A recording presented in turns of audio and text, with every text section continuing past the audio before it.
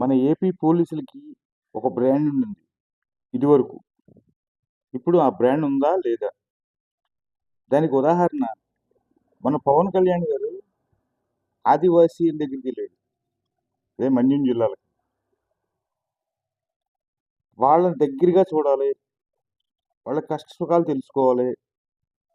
ఒక ఆడబిడ్డ ప్రసవింతే డోరీ మూతలు మోగించుకుంటూ కిలోమీటర్ల దూరం మోసుకెళ్ళాలి. రోడ్లు సరిగ్గా లేవు.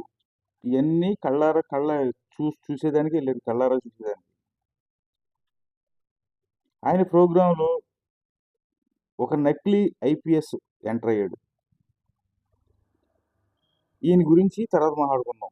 ఈ ఎంటర్ అయిన ఆయన గురించి, ఈయన ఎవరెవరితో ఉన్నాడో, ఏంటి అంతకుముందు తర్వాత మాట్లాడుకుందాం. ముఖ్యంగా ఇలాంటి నాయకుడిని కాపాడుకోవాల్సిన బాధ్యత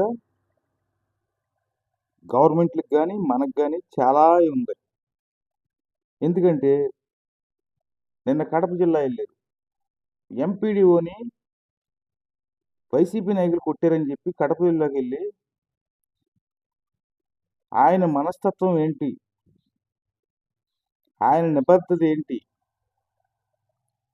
ఒక ప్రభుత్వ ఉద్యోగి, ఆయన కింద పనిచేసే ఉద్యోగికి ఎంత భరోసా ఇవ్వాలి, తద్వారా జనానికి ఈ గవర్నమెంట్ ఏం చేయదలుచుకుంది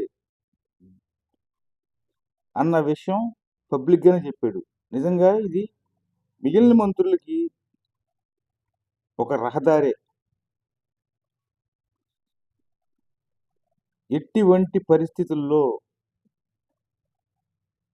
ఉద్యోగస్తుల మీద చెయ్యేస్తే తాట తీసేస్తానన్నది.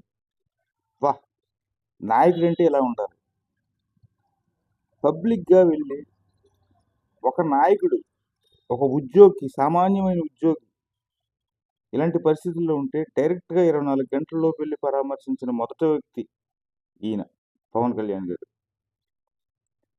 ఆ టైంలోనే జగన్మోహన్ రెడ్డి గారు, నువ్వు అది పొడి చేస్తాను ఇది పొడి చేస్తాను అంటున్నావు, ముందు మీ వాళ్ళని దారిలో పెట్టుకో అని చెప్పి ఒక సజెషన్ ఇచ్చి వచ్చేసేది.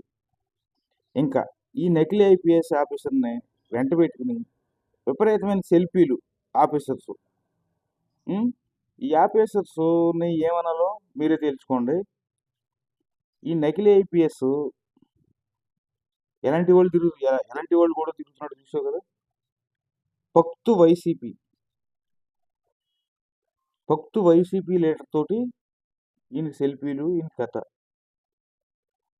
దీంట్లో నిజంగా కుట్ర ఉందా లేదా పోలీసులు తేల్చాలి. నేనైతే అనుమానిస్తున్నాను. ఎందుకంటే ఒక విధంగా పవన్ కళ్యాణ్ గారిని రంగా గారితో పోలుస్తారు. రంగా గారు సరిపోడు ఈయనకి. ఎందుకంటే రంగా గారు ఓన్లీ కాపుల కోసం మాత్రమే పోరాడాడు. ఈయన ప్రతి కుటుంబం నా కుటుంబం అన్న మనస్తత్వంతో పోరాడుతున్నాడు. దయచేసి ఈయన కాపాడుకోవాలి మనం, మన బాధ్యత.